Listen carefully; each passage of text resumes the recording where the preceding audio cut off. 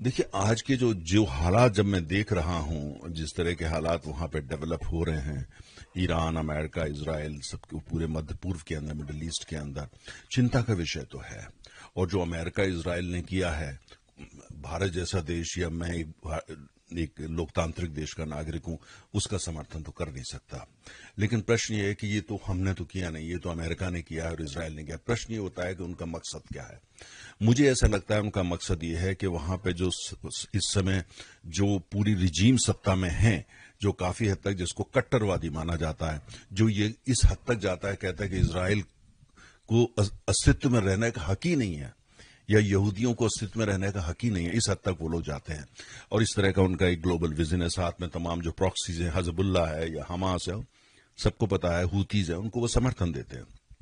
मुझे ऐसा लगता है अमेरिका इजराइल का जो मकसद है वो ये है कि वहां पे सत्ता परिवर्तन हो, वह नई किस्म की जो सरकार या लोग सत्ता में आए। और अभी तक जो देखा गया है उससे ऐसा लगता है कि अमेरिका इजराइल ने मिल करके वहां की टॉप लीडरशिप को खत्म कर दिया। वहां का तमाम जो मिलिट्री का जो ढांचा है उसको बहुत जबरदस्त नुकसान पहुंचाया है। तो मुझे लगता है अभी ये चलेगा, 6, 7, 8 दिन चलेगा, बहुत ज्यादा लंबा नहीं खींचेगा। इस दौरान जो है इनके पास इंटेल है, इंटेलिजेंस है, वो काफी हद तक जो उनका इंफ्रास्ट्रक्चर है, खासतौर से जो मिलिट्री इंफ्रास्ट्रक्चर है, उसको खत्म करेंगे। और हो सकता है साथ में जो ऊर्जा का इंफ्रास्ट्रक्चर है, पानी का इंफ्रास्ट्रक्चर है, बिजली का इंफ्रास्ट्रक्चर है, उसको भी खत्म करें, जिससे कि जनता के अंदर जो आक्रोश है वो और बढ़े, उसको आग लगे और बढ़े, और वहां इम्प्लोजन हो, मतलब आंतरिक विस्फोट हो जाए जनता की तरफ से, लोग सड़क पे आ जाए। तो मुझे लगता है कहीं ना कहीं उनकी ये कोशिश है। ये नहीं कि सत्ता परिवर्तन 6 महीने या 2 महीने या एक हफ्ते में हो जाएगा, लेकिन इसकी शुरुआत वहां पे हो जाएगी, शायद ये वही चाहते हैं। और हमने जो ईरान का जो रिस्पॉन्स देखा है, अमेरिका इजराइल ने जो किया, ईरान का जो रिस्पॉन्स है उसमें बहुत ज्यादा दम मुझको नजर नहीं आती। उन्होंने कुछ जगह हमले करे हैं, लेकिन उनमें कोई बहुत ज्यादा ताकत नहीं है। और दूसरा, जिन्होंने हमला किया, अमेरिका, जिसके तमाम जो समुद्री जहाज हैं वो ईरान के पास जो समंदर है वहां पे हैं, या इजराइल जो पड़ोस में ही है, बहुत ज्यादा दूर तो नहीं है। ईरान अभी तक कोई किसी भी तरीके का इजराइल को नुकसान नहीं पहुंचा पाया है। कोई भारी अटैक इजराइल पर नहीं कर पाए, कोशिश की है लेकिन वो न्यूट्रलाइज हो गया। और अमेरिका जो की तरफ जो वहां उनकी जो एसेट्स है, नेवल एसेट, समुद्री जहाज, एयरक्राफ्ट कैरियर, वहां भी ऐसा कुछ नहीं। उन्होंने आसपास के देशों को करा है, जैसे ओमान को कर दिया, यूनाइटेड अरब एमिरेट्स को, वो इसलिए कि जिससे वो भी युद्ध में शामिल हो जाएं और कुल मिलाकर के ये बड़ा युद्ध बन जाए, जिससे ईरान ये कह सके अब शांति की बात करो, अमेरिका से कहो युद्ध को रोके, इजराइल को युद्ध। लेकिन मुझे ऐसा लगता है कि जिस उद्देश्य अमेरिका और इजराइल ने हमला किया है, वो कुल मिला के वहां सत्ता परिवर्तन के लिए है, उसका मुख्य। और ये सत्ता परिवर्तन जो है, इसकी वहां वो ये है कि उसकी एक पुख्ता शुरुआत हो जाए, उसके बाद जितना भी समय लगे उसमें हो जाए। यहां पे अब मुख्य बिंदु जो हमारे लिए चिंता का विषय होता है, क्योंकि हमारा 60% कच्चा तेल जो हम आयात करते हैं, हम लगभग 89% तेल आयात करते हैं।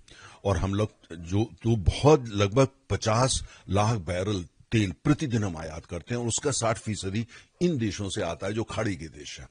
तो अगर स्टेट ऑफ हॉर्मुज, जहां से सारा तेल का आवागमन होता है, जो एक चोक पॉइंट है, अगर ईरान उसको बंद करने की कोशिश करता है तो युद्ध बढ़ेगा। पहली बात तो उसको आसानी से जो है वो अमेरिका करने नहीं देगा, और अगर वो करने की कोशिश करता है तो सऊदी अरब कूद पड़ेगा, सऊदी अरब भी उसको नहीं होने देगा। और सऊदी अरब जो है वो बड़ी फौजी ताकत है, मिलिट्री पावर है, उसको आप इग्नोर नहीं कर सकते। लेकिन अभी तक, आज तक स्टेट ऑफ हॉर्मुज बंद नहीं करी गई। ईरान ने धमकी दी है, वहां जितने जहाज सबको धमकी दे दी है, रेडियो पे मैसेज दिया है कि इधर से मत निकलना, तो कोई निकल नहीं रहा है आज की तारीख में। लेकिन मुझे लगता है कि अगर कुछ ऐसा वास्तव में वो करने की कोशिश करते हैं, यहाँ वहाँ बारूद बिछा देते हैं, जिनको माइंस कहते हैं, वो फिर ऐसी स्थिति होगी कि फिर अमेरिका भी बीच में कूद पड़ेगा और ज्यादा, और सऊदी अरब भी कूदेगा, और हो सकता है कि यूनाइटेड अरब एमिरेट्स और कुवैत वगैरह वो भी कहीं ना कहीं उसमें शामिल हो जाए। और ईरान ये नहीं चाहेगा कि ऐसा हो, उसको पता है कि उसकी वो क्षमता नहीं है। तो मेरा मानना है ईरान की क्षमता जो कैपेसिटी है वो लिमिटेड है। बहुत बड़ा युद्ध होगा वो वहां हो नहीं पाएगा। टॉप लीडरशिप वहां की जो है वो काफी हद तक मारी जा चुकी है। नई लीडरशिप का क्या रवैया है अभी उसके बारे में कोई स्पष्टीकरण नहीं। अर्थव्यवस्था वहां की बहुत कमजोर, और जो वहां का बुनियादी ढांचा, इंफ्रास्ट्रक्चर है, चाहे वो फौजी हो या गैर फौजी हो, उसको जो काफी हद तक तहस नहस करना, यही मुझे लगता है अमेरिका और उनका मकसद है। अब प्रश्न ये उठता है जो हमारे लिए अहम है कि तेल की कीमतों का क्या होगा।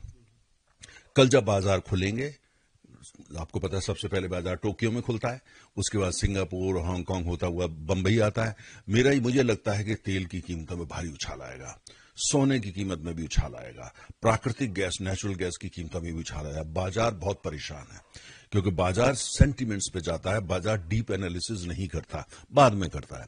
तो लेकिन उससे मुझे लगता नहीं हमें परेशान होना चाहिए। 6, 7, 8 दिन ऐसा रहेगा, लेकिन तेल की कीमत बहुत ऊपर चली जाए, इतनी ऊपर चली जाए कि वो नुकसान करने लगे, उसके लिए थोड़ा लंबा, अगर ऐसा 1 महीना चलती है तब बड़ा नुकसान होता है। लेकिन मुझे लगता है 8, 7, 8 दिन तेल की कीमतों में परेशानी आएगी, लेकिन चिंता होने की अभी कोई बात नहीं है, क्योंकि 7, 8 दिन में इनका ऑपरेशन, जो मिलिट्री ऑपरेशन है, ये खत्म हो जाएगा। और तेल की कीमत, क्योंकि कहीं से सप्लाई की कोई दिक्कत नहीं है, कहीं भी कोई डिसरप्शन अभी तक नहीं हुआ है, मांग कहीं से बढ़ नहीं रही, तो ये युद्ध के कारण होगा। और दूसरी तरफ इसके अगर हम, तो इसलिए कोई चिंता का विषय मुझे नजर नहीं आता, कम से कम अभी। अब कल क्या होगा, सिनेरियो कोई बहुत बड़ी डेवलपमेंट हो जाए, वो एक अलग बात होती है। दूसरी बात मैं यहां कहना चाहूंगा, जो बहुत जरूरी है, कि अगर मान लिया ईरान में सत्ता परिवर्तन हो जाता है आज या 6 महीने बाद या 1 साल के बाद, और जो नई सरकार आती है वहां पे, वो जो कट्टरवादी रवैये को छोड़ देती है, जो सबकी मांग रही है, अमेरिका की भी और इजराइल की भी। अगर वहां ऐसी सरकार आती है जो कहती है बहुत हुआ, अब हम दुनिया को नए नजरिए से देखेंगे, और वो अपने बाजार और अपना तेल और गैस, क्योंकि ईरान धनी देश है, रिच कंट्री है, ऑयल एंड गैस की जो उनके पास संपदा है वो गजब की है, जबरदस्त है। वो ईरान जैसा कंट्री गरीब, वो समझ में ही नहीं आता। तो वो जो अगर ऐसी सरकार वहां सत्ता में आ जाती है, जो अपना ऑयल एंड गैस सेक्टर को खोलती है, निवेश आमंत्रित करती है, दुनिया तैयार बैठी है वहां निवेश करने के लिए, भारत भी तैयार बैठा है। हम बिलियंस ऑफ डॉलर की निवेश करने की पेशकश हमेशा करते रहते हैं, और अमेरिका भी आएगा, जापान भी आएगा, पूरी दुनिया आएगी, चीन वगैरह तो पहले ही पहुंचे हुए हैं। तो कुल मिलाकर के उससे क्या नतीजा होगा कि आज वो 40 लाख बैरल तेल का प्रतिदिन उत्पादन करते हैं, वो 40 की जगह 60 हो जाएगा, आने वाले समय में 80 लाख बैरल है। अर्थात ये कि दुनिया में जो तेल की सप्लाई है वो बढ़ जाएगी, आपूर्ति बढ़ जाएगी, दाम कम होंगे।